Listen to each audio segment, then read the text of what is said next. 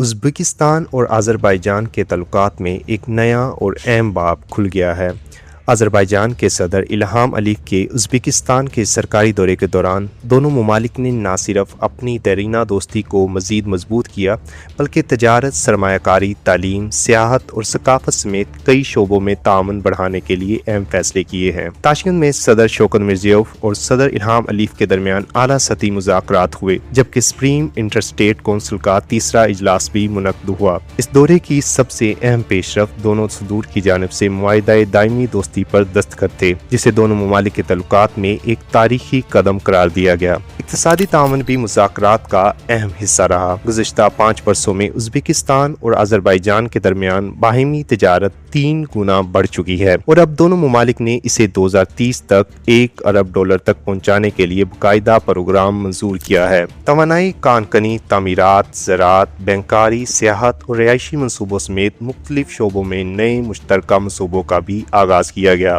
صدر الہام علیف نے دونوں ممالک کے تعلقات کی تیز رفتار ترقی کا ذکر کرتے ہوئے کہا کہ شوکت مرزیوف کے ازبکستان کی قیادت سنبھالنے سے پہلے دونوں ممالک کے درمیان کوئی مشترکہ منصوبہ نہیں تھا، لیکن آج $1 ارب کے تجارتی ہدف کی بات ہو رہی ہے۔ ان کے مطابق یہ مختصر عرصے میں حاصل ہونے والی ایک غیر معمولی کامیابی ہے۔ دونوں ممالک نے ٹرانسپورٹ اور تجارت کے مڈل کوریڈور کو مشترکہ طور پر مزید ترقی دینے پر اتفاق کیا، تاکہ ازبکستان اور آذربائیجان کے درمیان رابطوں اور سامان کی ترسیل کو مزید بہتر بنایا جا سکے۔